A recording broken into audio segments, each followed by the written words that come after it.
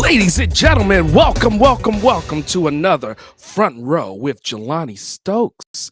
Ladies and gentlemen, it feels good to be here on this Tuesday, August. I really said August. It must be the A's. See, that's the great thing about live. Anything can happen. So, ladies and gentlemen, you're here with me on this Tuesday, April 5th. I got it correct. And yes, we are here with Front Row. We got a really great show for you today. I just want to give you a couple of notes this week. I am working on some brand new videos. So, check those out. Those will be coming out because I know we didn't have one last week, or not last week, but yesterday. And yeah, I was just kind of getting some things together. Got some brand new ones, but be sure there'll be one coming out this week. But normally every Monday, Wednesday, and Friday, you've got brand new videos. And then, ladies and gentlemen, every Tuesday, I said every Tuesday, you're going to be here with me, Front Row with Jelani Stokes. We're going to talk about all kind of wonderful musical topics. And I'm telling you, man, there's just so much. I got all these great topics I'm so excited to share with you guys. But I'm going to do something a little bit more personal today for, you guessed it, I want you to know, I want you to know. I want you to know topic right now, my segment. So I'm going to bring one of my best buddies up here. Come on, man. Ladies and gentlemen, this is my best buddy, Mr. Joshua Stokes. Say hi to everybody. Hi. So what are you up to today? I got on pink. You got to tell the people, what does that mean that you got on pink today? I got a good day. You had a great day? Yeah. Now, was it a good day or was it a great day? A great day. Oh, it was a great day. That's my buddy. Yeah. So tell something else about what happened on your day. So today, my daddy picked me up very early. I picked you up early? What do you mean I picked you up early? Hey, you think that's funny? So what else happened? So, I got on pink. And you got on pink. Anything else?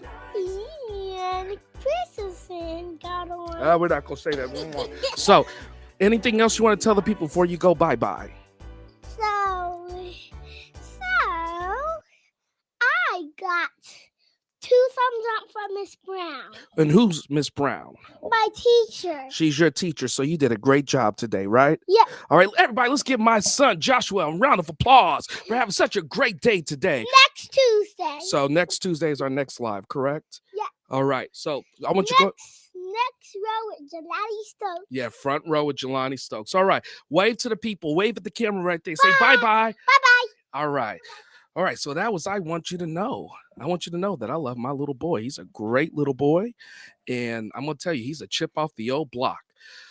Whew, that boy is hyper, that boy has energy, and that boy loves to have fun. That was me when I was that age, and somehow my mother was like, well, now you did it to me, so it's coming back to you. So, all right. So today, for those of you who have been paying attention, we're going to get on our topic today. We're going to talk about the Beatles Get Back documentary. And, I had started to make a video about this. And then as time went on, I said, man, I just might make this a topic for Front Row. So, I thought, I would definitely talk about it and have a discussion. But before we do that, I know there's some of you who haven't had a chance to see the film. And I'm just going to give a brief overview of the film and just let you guys know kind of what happened. So here we go. Check this out. So the Beatles Get Back documentary is basically, it documents the Beatles at the beginning of 1969 when they were actually considering coming back into the public eye with the whole barrage of media. We're talking a new live album, concert, and the movie to document the entire process. This is a fascinating look at the Beatles because it really kind of starts to show the real cracks that were coming into the group at this time. And throughout, you really just see the whole process. They go from beginning to when they get to the rooftop concert, and they kind of, from those periods, it literally looks at the whole month of January in 1969 during this period. So it's a really, really great insight to how they work, where they were in their lives at that moment, and it just is a great insight for any Beatle fans who really want to get a deeper look into the group. So that is my 2 cents with the Beatles. So with me today, I'm going to bring in one of my great friends. We've sung together in an a cappella group a long time ago. And he's just somebody who's just been road dogging it with me for so long. And I'm just happy that he gets a chance to join me and talk about this. Ladies and gentlemen, let me going to bring on one of my great buddies, Mr. Josh Forman. Yes, Up here it is. Hey, how you doing today, man? doing all right. Very glad to be here. Talking about music is definitely one of my passions, and what better place to start than the Beatles? The Beatles. I'm telling you, man. When I was watching this, I tell you, it's an interesting movie because I'll say this: it's not a regular documentary, as you would probably agree, because the documentaries that we watch today, most documentaries literally have like archival footage, photos, but then they also have recent interviews. Somebody who actually does an interview and talks about that time, and they put it into perspective. They didn't do that with this movie. No, it was definitely much more off the cuff, real world. It didn't have the organization that you would expect out of a documentary, from my experience, and that gave it a sense of reality. And I think that was really kind of what they were going for. That's the impression that I got. Well, I got the impression that for me, it was more of like being a fly on the wall. The way they shot it was they kind of just let the cameras run and then just would kind of walk away. Now, obviously, that's not what there was more involved than that. But for the most part, it really was just the cameras running and just watching what these guys do. Right, exactly, and that's what gives it that sense of realism. I kind of appreciate what Peter Jackson did with that. He kept true to that. I'm not sure whether that was the original intention when they were filming. I'm sure they wanted to capture everything, and there were probably some plans to do some editing and production and whatnot. And I kind of like what the director did with that. He kept it true, which again kept that realism to it. You got to see it as you put it, as you if you were a fly on the wall, like you were there.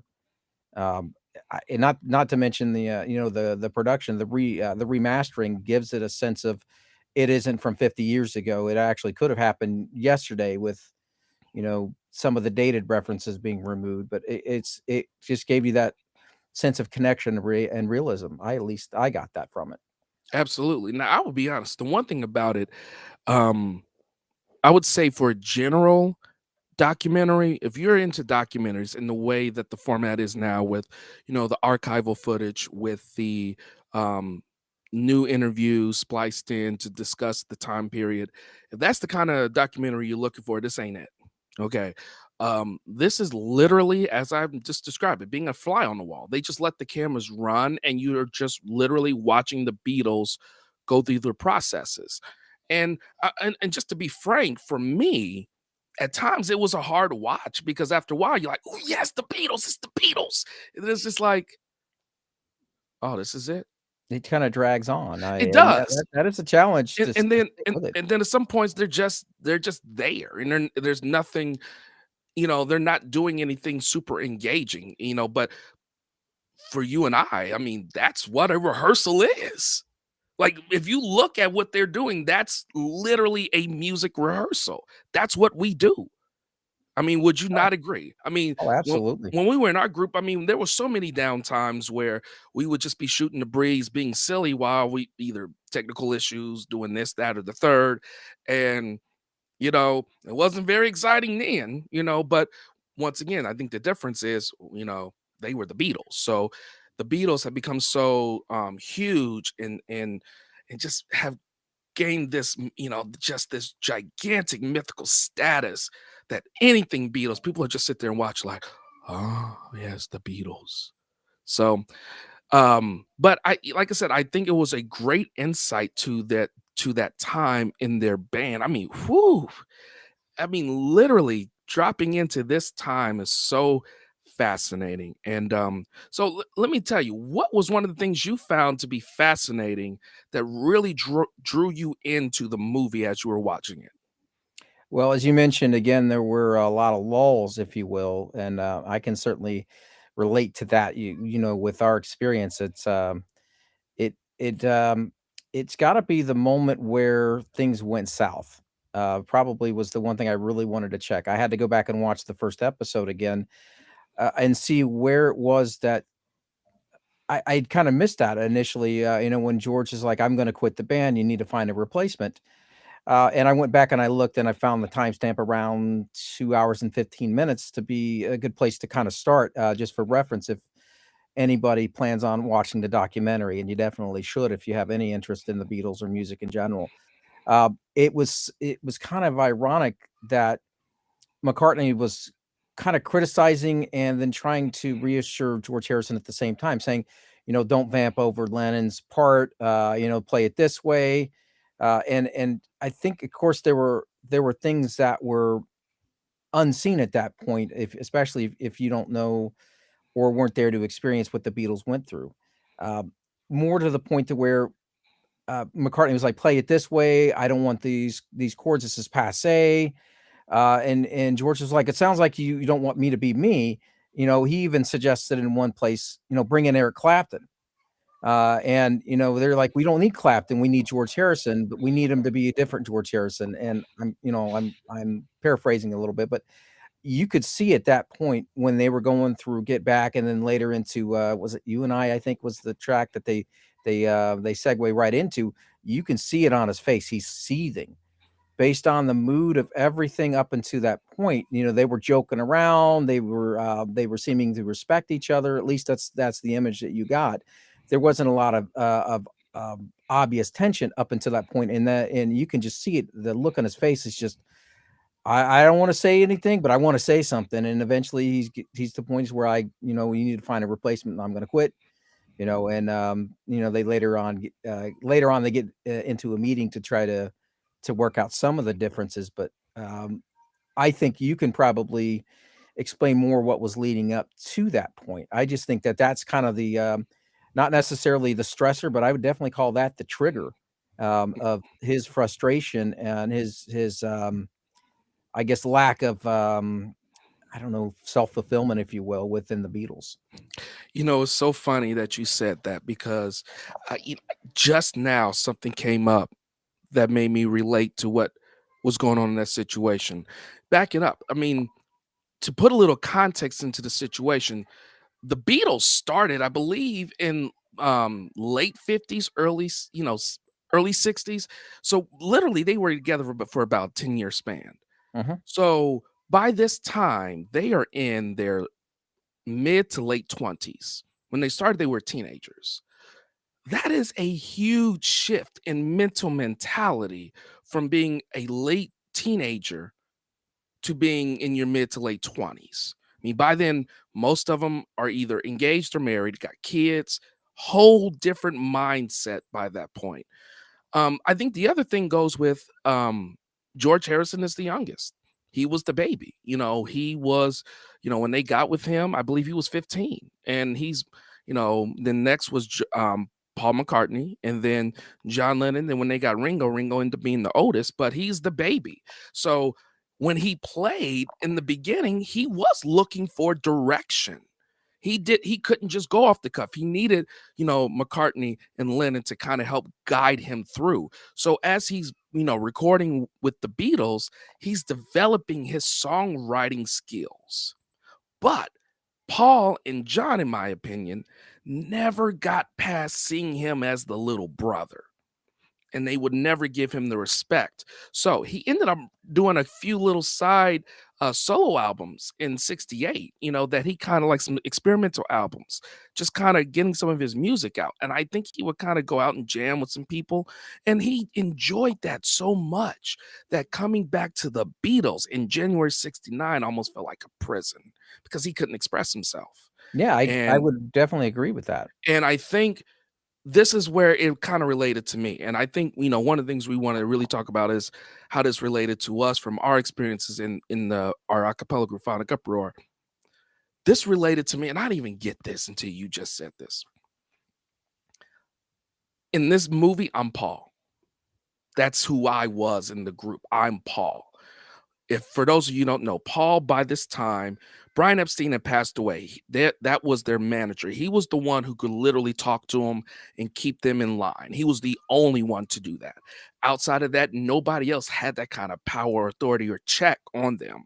So when he passed, they were constantly searching for who was going to be that next Brian Epstein, but nobody ever stepped up. Paul tried to step up because Beatles for him was his life. That he was all Beatles. This was his vehicle for music, and he was going to do whatever he can. So he was very aggressive on trying to pull the Beatles into projects to keep them relevant. Now, how did this relate to me? That was who I was, because I was the one who was always pushing the group for a direction. Like, we're going here, we're doing this. And if we're going to do this, we got to do this, this, and the third. We got to, and I really had it laid out and I knew what we needed to do and I pushed for it. And this is where I kind of see the parallels. And we're going to talk about that moment. Paul is so meticulous at what he wants to play, what he wants George to play, that George eventually was like, man, forget it. I'll play whatever you want. I don't care, man. Doesn't matter. What do you want me to play? Right, and at the same time, he was kinda like he was just tired of arguing, but he was to the end of his rope. I mean, he No, wanted validation. You said it. There's a psychology when you're in your teens, you don't really know what you want, with few exceptions. But when you get into your mid-20s, there's a neuropsychological element of that where your brain actually starts to solidify what you've learned, and you start to become much more confident in your direction. And of course, that's evident in what was going on with the Beatles. I kind of have a hypothetical. Would Epstein have been able to keep them on track with that in mind? you know what? I don't know. It's an interesting thought. I think he would have, given the relationship, but it's kind of hard to say given that they were already kind of coming into their own. I'll say that to this. I think he would have kept them together a little longer, but eventually they were going to break up because I think you're right. because I think it's not just the fact they didn't like each other. I think they all loved each other. But it's like when you've been with somebody for so long and and as you grow older, you start to get different opinions. You start to get different tastes. You want to test to see how things are on your own. And I think that was where they were getting. But going back to Paul and George, I mean, Paul was really saying, no, I want this. And, George, he's feeling, come on, we've been together for almost 10 years. You can't trust me to just play what I want. And Paul's like, no, play this. You can't do that. And I think the way he was coming at him in almost a condescending tone, like, you're not doing this right. You need to do this. I think it's like, dude, who you talking to? I think you're right, and I don't And think that McCartney realized that either. no, I think no, he was looking at the goal, sound as good as we yeah, can, don't sound passe, okay, we use these chords and, this song I can't identify. There's a place where he's like, I can't tell you which song one we did a few years ago, and George is like, they're all chords. He was trying to argue it's a contextual thing, and yeah. McCartney's like, I wanna be better than what we are. I wanna be more than what we were 2 years ago. That's the impression I was getting. And that was really kind of encroaching upon his on Harrison's creativity and contributions. I mean, you gotta look at the fact that he didn't have a lot of input in the early stuff, and he got maybe 2 songs on average per album. And I'm not counting the White Album because that was 30 songs, and 3 songs out of 30 is like what, one song per album. So And he even started then, he got no respect. and he should have. I mean, look at the contributions, look at the song. And ironically, we mentioned, Clapton earlier. Look at While My Guitar Gently Weeps. I mean, and that was Harrison's song. But you get this, That and something yeah. two of some of the That best songs they ever made. And it's just, what do you say to that? He To give him the proper credit, you have to recognize it. And I don't think they really did. well, I'll tell you this. Something was the only song I honestly felt they really gave him props for. They didn't even give him props for While My Guitar Gently Weeps. They didn't care for it. They just played it and they're like, okay, we done. Okay. And they went back to what they were doing. I mean, literally, that was kind of the mindset they were giving him. And that's where he came out with that triple album. All Things Must Pass. If you watch the movie, ladies and gentlemen, watch the movie. If you are familiar with George Harrison's work, a lot of the songs that ended up on All Things Must Pass were songs he presented to, and they kind of passed on him. So he was laying on this catalog of just work. And I'm like, a triple album. See, and that alone just tells you just how much he was just pent up. Like he had nothing, he had no outlet to go anywhere with that group. But let's go to Paul's side. I know people like that. I've worked with people like that. I'll put it like this. Musically, that was never me. I'm always open to other people's ideas. Because my father always told me, and I'm a big believer in this. God didn't give all the ideas to one man. So I'm always open to what other people bring to the table. Now, as far as plans, I could be very aggressive as far as if I have an idea that this is going to work and I'm going to push towards that idea. And I do see myself a little bit like that, because when we were kind of in that, the 2013-ish, when we went to Chicago the second time, I was definitely bullheadish and I was definitely pushing. And more now I can see that versus then. Versus then, I was just like, I gotta go, I gotta get it. Well, hindsight being what it is. Hindsight's 2020, but at the same time, that's me. If I want some, I'm gonna go for it. And I thought that's what everybody else wanted too. And then I don't know if they really had a lot of talks. See, and this also just seems like this seems like an issue where people are not communicating. It's not happening. And what happens is this, and this is what happened with us. People don't talk about what's bothering them. And then that problem starts to grow and it starts to fester and it starts to infect and corrode everything inside as you're holding this in. So by the time it blows up, you've got an even bigger problem. And a lot of times you cannot address that problem anymore outside of somebody's got to go, because nobody would open their mouth. And that's exactly kind of what happened with us. People didn't talk. People never really had a chance to say, hey man, I don't like this. And I think if they would have talked to me, I would have definitely been open to kind of making some adjustments. But I'll be honest with you too, I was kind of hard-headed. I had my a cappella group for the first time. I'm like, man, we gonna make this work. It's gonna happen come hell or high water. We gonna make this work. And I think that turned off a lot of people. So yeah, and I also want to kind of touch on another part that actually goes the aftermath of this. After George finally takes his little sabbatical, they can't find John. John's MIA.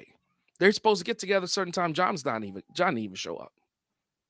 And you've got Ringo and you've got Paul with the camera crew and the other people. And you shoot and you look at Paul and he's welling up because he doesn't know what's about to happen to the band. For Paul McCartney at this time, the Beatles were everything to him. That was his group. And the idea of his group crumbling really tore at him. And I related to that because, when we had our moment, and I'm going to show people, we keep talking about this group, Phonic Uproar. So, ladies and gentlemen, check this out. So, as we keep talking, you can see this. So, this was our group, and we had a lot of fun singing a cappella songs, and we got some YouTube videos. So, check out Phonic Uproar, is still up. But at the time, when we were going through this issue we're talking about now, I literally got so frightened that my goal for being in a cappella group was about to go up. And we had just got back from Chicago and the Harmony Sweepstakes and got third place, in all of Chicago, all of the Midwest region. And I'm like, dude, we got so much momentum and now I got to deal with this. And literally got 3 members who are like, man, we ain't liking this. We got a problem with you. I think there was a night I literally kind of sat in my room and I cried because I worked so hard to get to this point, and now you're trying to tell me that this is getting ready to be done, go away, all this hard work for nothing. And at that point, I sympathize with McCartney because that was me. I was that guy who was pushing and was the organizer and just was the one who gave the group in the direction. Nobody else was willing to really do that. I don't care what anybody says. Nobody was willing during that time to give the group the kind of direction that I was giving it. They would have an idea. Yeah, we should kind of do hey, let's do that thing on campus and then let's learn these songs. And yeah, that sounds like fun. And I kind of see that you as the McCartney of the group. I would agree with that 100%. And kind of on a side note, you and I, some of the conversations we've had, you talk about what you've done since the breakup of Phonic. And I see that parallel. I don't know whether Paul McCartney and Wings would have. I mean, I don't think that the music that came out of that group, and that's a great group in and of itself too. I don't think that would have materialized. And that was because I think McCartney's, I guess his validity, his validation came from the Beatles. So there's a positive there. And that's kind of the irony, is that he was trying to keep the group together because that was what validated him. Whereas everybody else, to some extent, was kind of like, I don't get the same validation from this group. And I think that, in your case, it's kind of the same thing. You've moved on to doing other projects and you've gotten a sense of confidence that I don't think you would have had if Phonic was still around. I think to say the same thing about the members of the Beatles after the breakup. So I find that parallel there to be, really interesting as well. dude, I think you just summed it up absolutely perfectly. The one in the group who felt the most validation from the Beatles was Paul. The rest of them, not so much. I'm gonna tell you, as I continue to watch, I always thought, Ringo was cool to play, and he was just kind of like, I'm here. I'm gonna tell you, man, watching Ringo, just kind of keep an eye on him. He looks as bored, as uninterested as any of them. Like if you look at his facial expressions, he is like, I don't care to be here right now. I'm just gonna play this, and yeah. And then when they tell me to stop, I'm gonna stop. Yeah, like the silent kind of, I'm here, but okay. I mean, and that was the the the vibe I got from him. So once they get everybody back, they make the agreement that they're not going to do like the big tour or all these different shows, and they're going to get out of that big, TV studio and kind of go back to basics in a regular studio setup and kind of get more intimate. But the thing about it was, things didn't get much better, and George decided to bring in, Billy Preston, which, as they said it, was a great thing for them because, as some of them put it, it gave them a reason to be on their best behavior. They there was all these underlying issues with the Beatles that, with him being there in the midst of it, kind of gave them an excuse not to face it at that moment, if that makes sense. I think so. The You fact know, that he was bringing his level. I mean, because Preston's one of the best session hoo, hoo, keys, hoo, hoo. awesome musician, and I Yes. think they would have almost been embarrassed, if not embarrassed, to have, I don't know, to have opened up that visibility to the problems that they kind of knew they had. They didn't want to show it. I don't think anybody really wants to. Well, you know how it is. People that family, you get accustomed to it. You can be who you are, and that's comes with all the goods and the bads.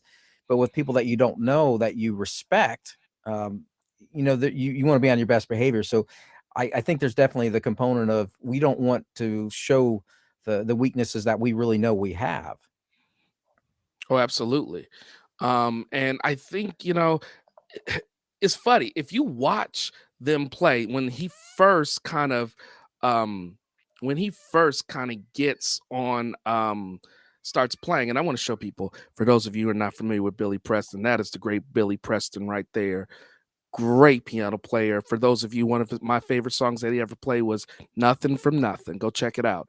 But I think it's funny, like when you're when you're jamming, like when I'm playing bass, if somebody does something really, really cool and exciting, dude, I get like, whoo. So what happened was, see, they were never used to having a keyboard player actually playing on the actual sessions because it was always an overdub because someone else always had to, either John or Paul would have to play it later after they laid the basic tracks. So to have a piano player right there, right then, to play all those parts, you should, I mean, when he first gets in, watch Paul's face. Paul's he got like all excited, like, oh, like that was sweet. Yeah, that was like, you hear he play, that was hot. It got them excited. And they even said they played better.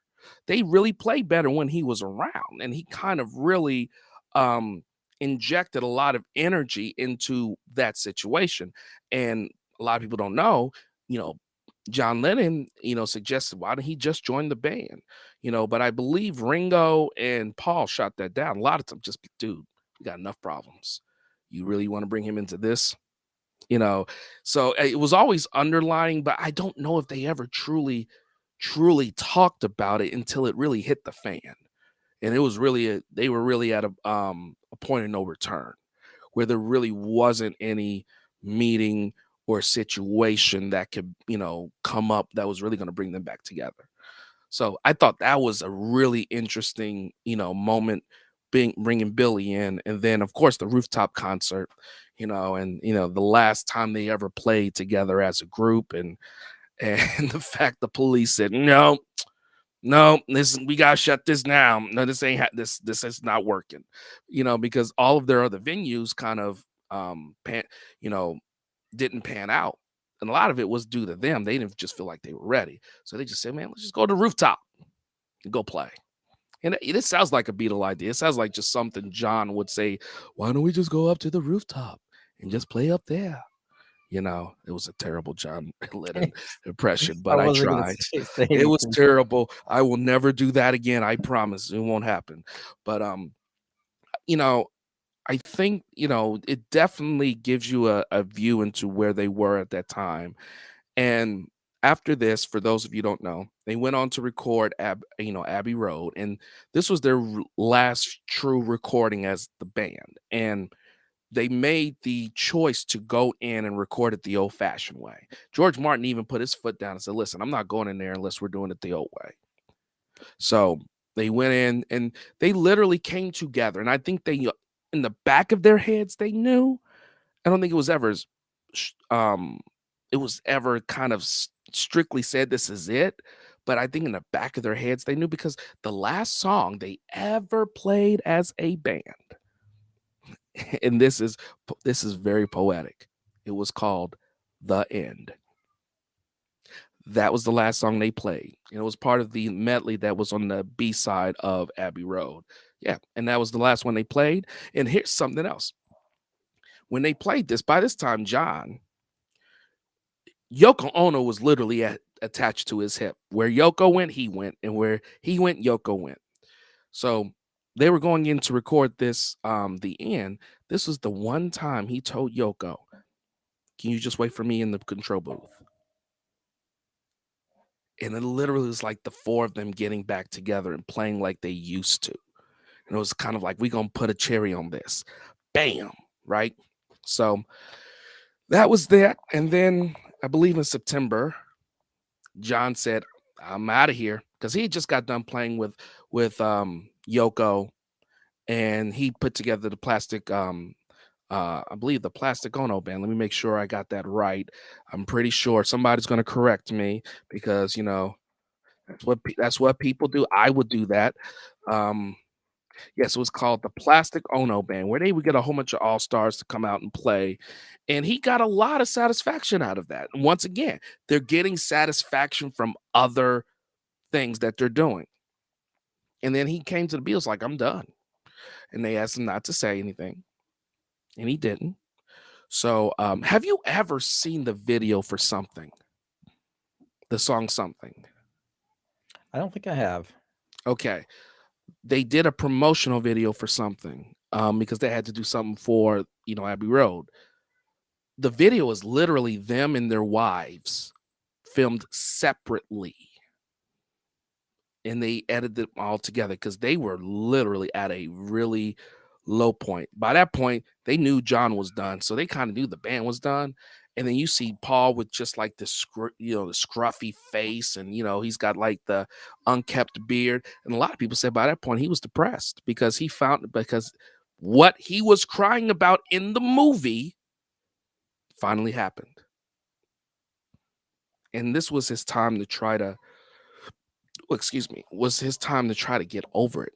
And I always felt like after they broke up, not John, but Paul was like the instigator. He was the aggravator. And he was always the one kind of just sticking little needles into the rest of the group. And I think a lot of that just happens to be he took it. He was the Beatles, as you said. He was vindicated from the band. The band took that away from him, and now And yeah. he has to find his way. And like I said, I think it took him a minute, but that's in retrospect, like I said, songs like Maybe I'm Amazed probably would never have happened. I mean, Nope.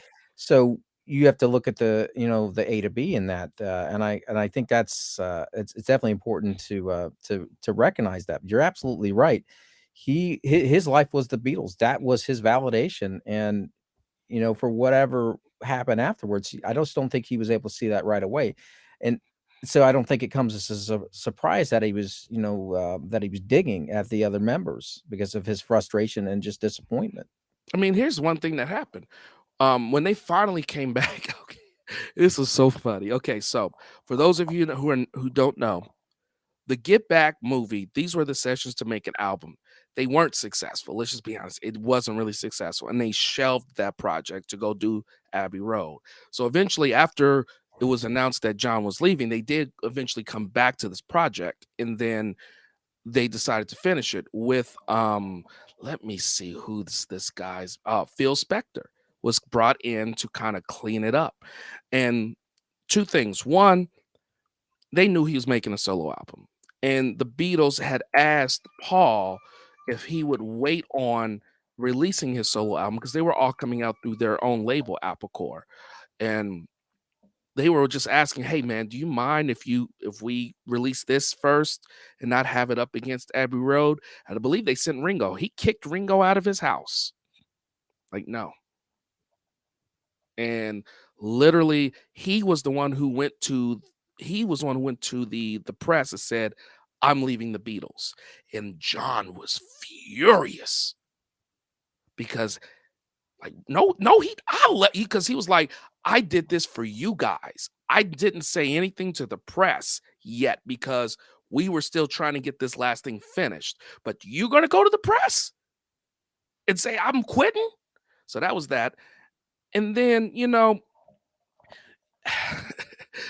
I mean, and then, he would just take little digs at all of the members, and he was just really playing hardball with all of the members. And I literally think, well, everybody except Ringo, everybody liked Ringo. Okay, nobody had problems with Ringo.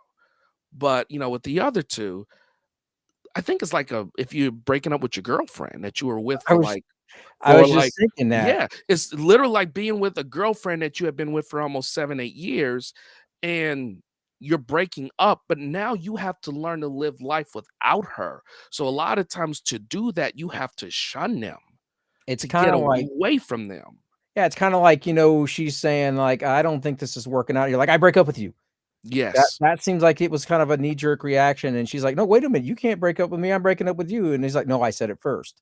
Yes. It's petty, but it kind of explains, I guess, that mentality. If you look at it through that lens, it kind of really, I think, suggests where McCartney was at that point. Oh, and I gotta mention this. This was so funny. So I forgot this as I was talking about McCartney and his release. So Phil Spector is remixing and redoing the Let It Be album, which was Get Back. He was furious at what Phil Spector did, especially on the Long and Winding Road. So we when we hear that song, we hear all these luscious strings, and it's like, ooh, yeah, man, this is great. Ooh, McCartney hated it. He was, I mean, that was one of the reasons he actually went out and said, I quit because of that. He literally sent a letter to Phil, tell him, take this out, don't put this in. And then this was the funniest part that made me laugh. He said, don't ever do it again. I was just like, wow, he really said that, but they didn't listen. And I think that was the impetus for him to say, okay, I'm quitting.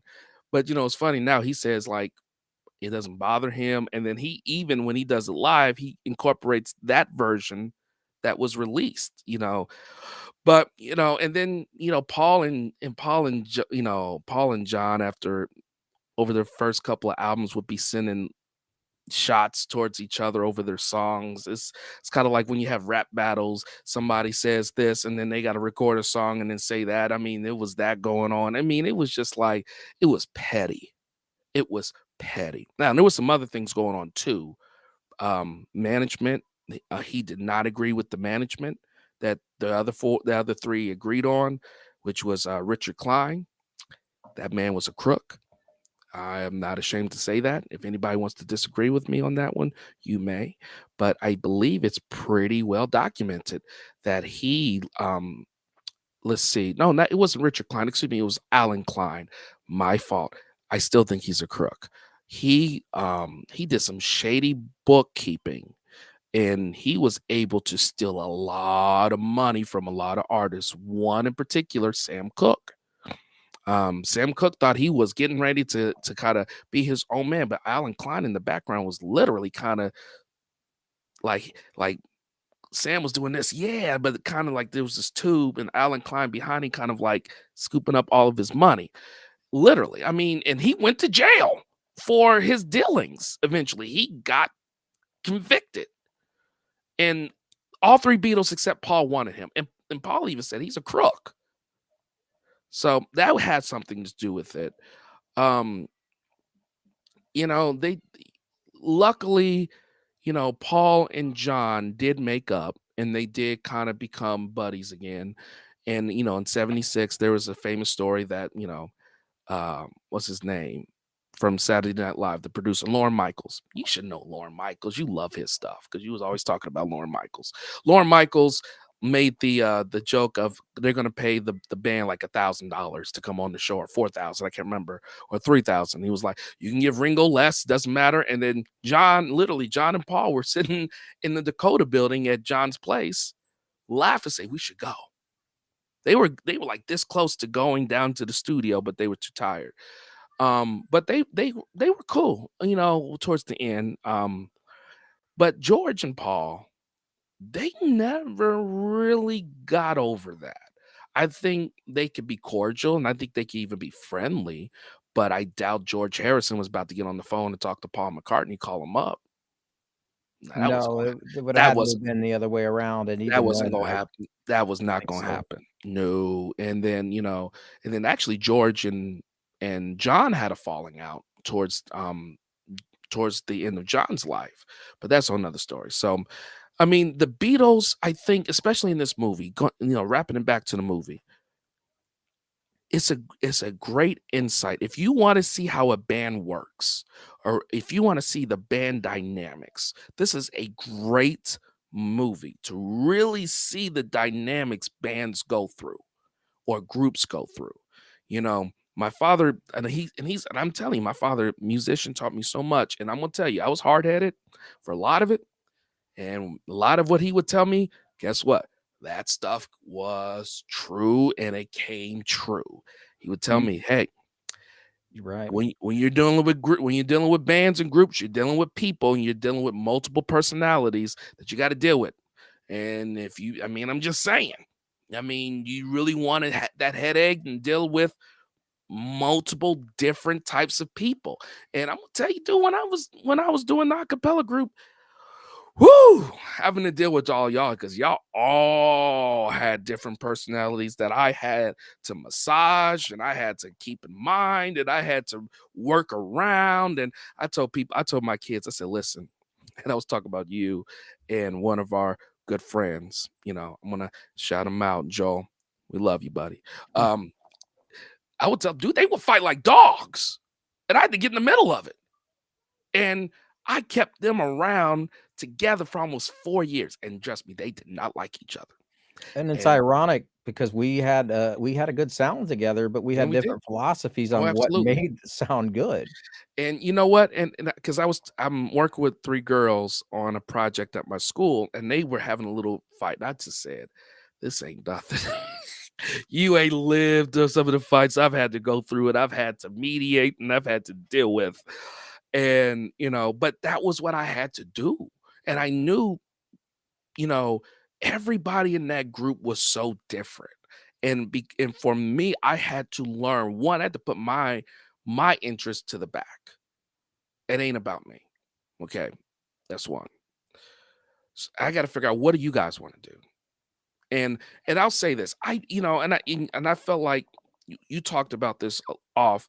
You felt like George Harrison, like in the group, you never got the time to do what you wanted to do, and my ear was always open to you, and I was always there. But I also knew you was like my right hand guy. We were like this. We went through the whole thing together. So I kind of felt like, okay, when I was doing music, when I was picking songs, I was thinking literally, who really needs their ego stroked at this moment so that they don't feel like they are not being listened to, and if that happens, they would be one step closer to leaving, meaning we'd have to go through that whole process again. So it was really a balancing act, and it was never like, I'm going to put you to the side, but it was like, okay, he's not happy. If he wants, all right, let me see about this song. Okay. And it wasn't just that, but that was kind of part of what was going through my head sometimes. It was never just like, oh, I want to do this song. Cause I'm gonna tell you, some of those songs I was not feeling. Okay. I'm just saying. Yeah. But it, I no, I was not feeling them. But at the same time, you know, being that, when I went to Tiffin, I learned to just like all kinds of songs, because even if that's originally you ain't feeling that song, you know what? You might eventually like it based on how you do it. And I think there was some songs we did. You even said it. I didn't care for it, but I liked how we did it. And that was really that, and you're dealing with personalities. You're trying to maneuver around that and getting shows and this, that, and the third. And at the end of the day, you're just kind of like, this is a lot of work. But this movie shows those dynamics and what you have to deal with.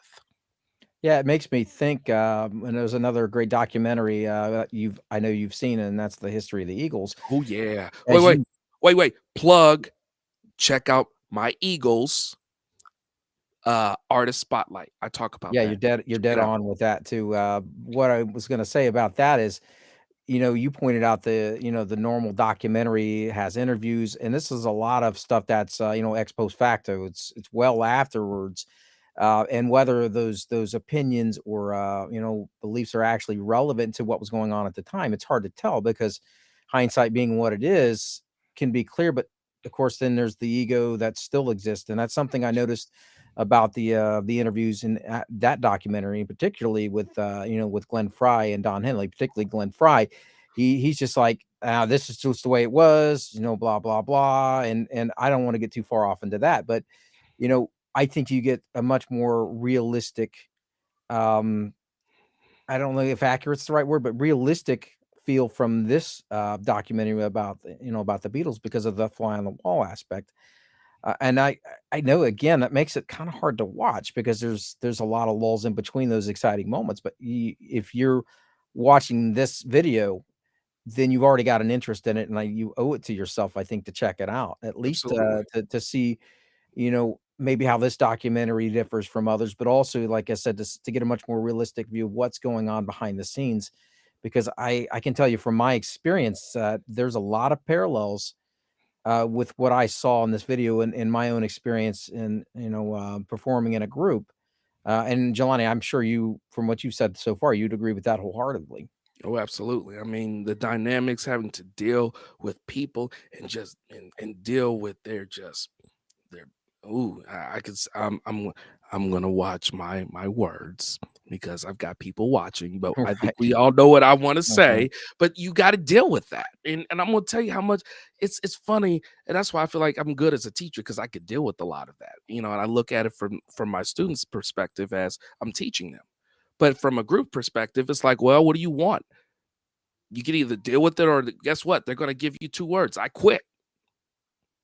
And we weren't at a point. I always felt like if we got to a point where we really performing real hard and we were like a professional group, then you could take a more harder line with that because guess what? At this point, we're making money. There's going to be somebody else ready to take that spot. So you can be like, okay, bye. But that could not be um how I operated because it went through a point, dude. It was like one after another, after another. One would come in, we get, then he would leave, then another one come in, then he would leave, and I'd be like, and then we finally then we kind of stabilized, and I was just kind of like, I think at that point. I was just happy to not have to be looking and then having to retrain and having to get them to get acclimated. And so you would put up with stuff. And I think in their case, it wasn't so much that, but they had developed such a bond at that moment. I don't think they really wanted anybody else coming into that unit. But they still dealt with and I think they were being petty.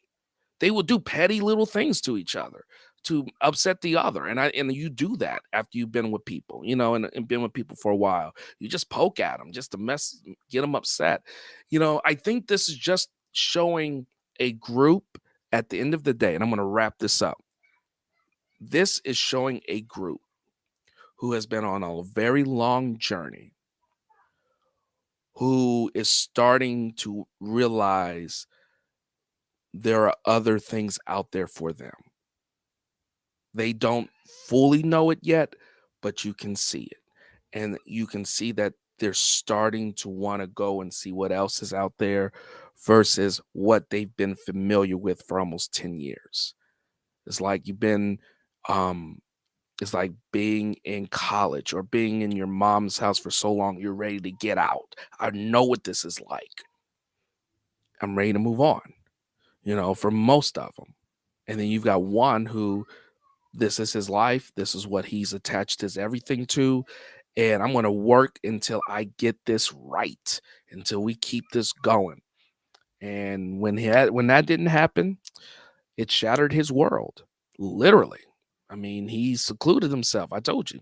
After John said that, he locked himself in his big old mansion on his acreage, yacht, land and all that stuff. And he fell apart. And his wife at the time, she would say like he was very difficult to live with at that moment because he went through it. We're talking Paul. He went through it once the Beatles broke up. Once John officially quit.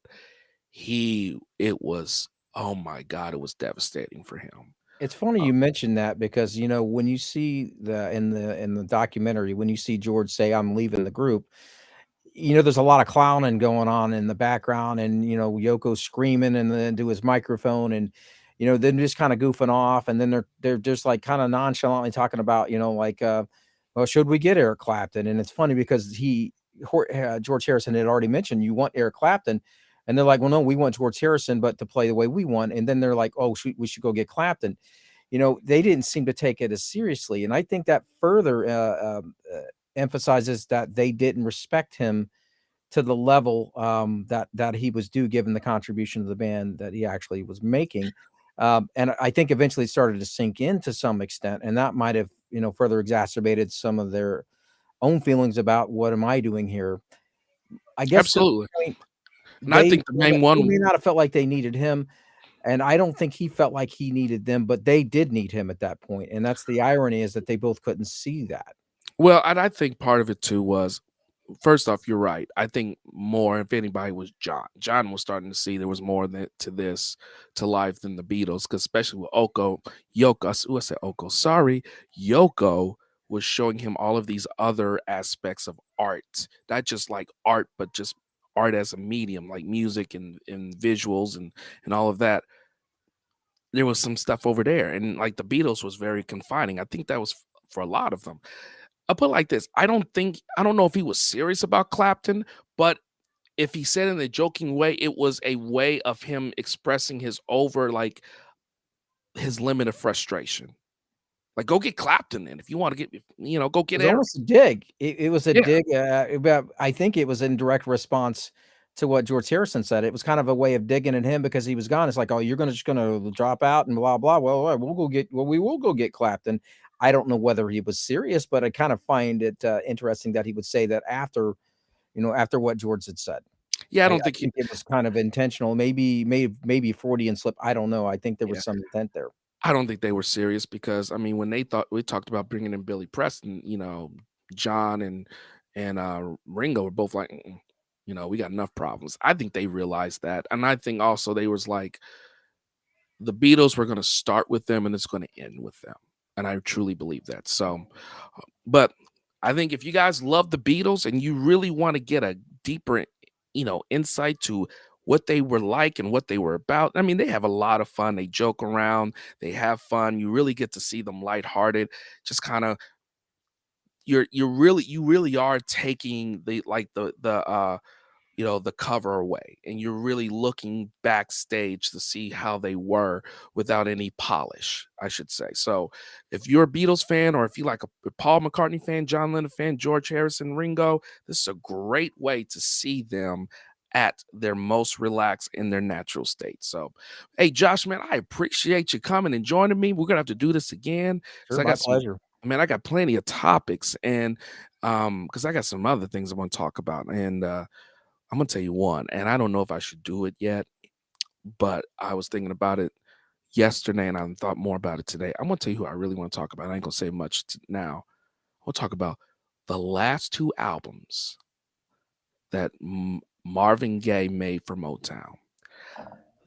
That time period is fascinating. I'm gonna need to do my research on that. Ooh, let me say this: the second to last album, he had to give half the money to his ex-wife as part of a divorce settlement. Ouch. And he called the album Here My Dear. Oh no, oh no, no, no. Oh, it gets better. Hmm. He put Bringing up Billy Joel coming to mind with no, his no, wife in the, hospital room trying to get him to sign over, whatever. Man, no, no, these are no, it some weird gets things. dude, no, it gets better. He put their entire business out there on blast on the entire album. Wow. All of it. I definitely got to, give that a listen. Woo, buddy. With that in mind now, I've gotta revisit that because Okay, and then the last album he did for Motown before his actual last album, which was I forget what man, I keep forget. I hate when I forget things. It was the last album he had, which was the album that he had Sexual Healing on. I gotta find the album. It was called Midnight Love. Okay, awesome. That's why I love computers. right. The album before that was called In My Lifetime. Who this boy was struggling. I mean, literally. And this is what happened. His bass player, who was playing bass on the album, took a rough cut. Wasn't finished. Took a rough cut to Motown. Motown then took it, made their own adjustments to it, and released it. It's funny the production value behind the scenes. Sometimes it works, sometimes it doesn't. There's a great song by Pink Floyd called "Comfortably Numb," where it got sent off, and there were things that were done by the producer that they didn't even think of. Yeah. That's certainly another one I think we could talk about. No, One of my favorite bands. but check this out. He had total creative control. He never gave them consent to do that. Right, and that's what I was thinking when I heard that about, the Floyd song. They sent it off to this producer and, he did all this stuff to it, and that's kind of a gamble. It's like, is that encroaching upon their own creative vision? What are they gonna say? And in the case, of course, of Comfortably Numb, it worked. It was Yeah. I But I'll leave that for another video, but yeah, I can see where you're saying the but risk involved with. but it's twofold too. Motown was financially in peril. They were struggling, and literally their entire yeah, that's my little boy, my youngest. He's going, yeah, yeah, yeah, yeah. So yeah, those are my boys. Love my boys. But Motown was going through it, and they literally had to rely on 4 artists to help provide their revenue for the company: Stevie Wonder, Diana Ross, Smokey Robinson, and Marvin Gaye. They were always looking for when those albums were coming out, so they knew they were going to get their money, because all the other artists, although they might have been popular, they weren't at that level where they were gonna. You knew when you put out a Marvin Gaye, when you put out a Diana Ross, you know you're gonna sell some records. So when they got Marquee this, players. yeah. So when you got this album and you're waiting for to release it and he ain't finished, you're just like, I mean, how long is he gonna take? So they took it and they finished it. And I mean that was the reason he left Motown. He said, I'm done. I'm not recording nothing more for you guys. So and if you guys didn't know, the woman he divorced that he gave half that proceeds to was Berry Gordy's sister. Okay, I can see where there'd be some. That's definitely a I can't topic of wait interest to talk there. about Marvin Gaye. This dude's life is. He's not only is he one of the greatest artists, I think his life really gave credence to how he performed and vocally would perform his songs. Dude, I mean, there was so much pain behind that man. But I'm not gonna do anymore because I'm already at an hour and a minute, and I can keep going. But I might save that for either another one of these videos, or I might do a spotlight on that one. But I definitely want to talk about those 2 albums. I mean, dude, he put their business out there for everybody, and that was not his intention. His intention was he was going to do a lazy album, and all these feelings came out, and he just put it all out there. Like that's how he was feeling. So he put the whole business of what they went through on that album, double album by. Oh my gosh! Wow. And then it didn't sell well because I mean I'm gonna tell you, it's a hard listen because it's kind of like there's really no set melodies. He's just kind of all over it's really like him just kind of singing, like he made a track and then he just kind of riffing off the top of his head and say, okay, we'll just keep that. There really wasn't hooks. And I'm gonna tell you, and I'm ending with this, I promise. Dude, when I broke up in my long-term relationship, or when I was close to that, I had Hear My Dear a few times. I tried to listen to it, I didn't get it. When I listened to it this time, it all made sense.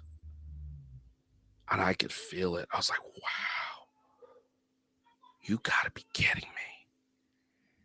Well, you asked the question, one of your other videos is what makes a great singer, your top 10 video. To reference that, I think that justifies your point of Marvin Gaye being in that top 10, because if you look at it through the lens of, what makes a great writer better than a good writer, write what you know is the Yeah. biggest part of that. And, sing what you know. And I think that really validates your, I guess, your addition to his addition to that list. That makes him a great singer because it's real.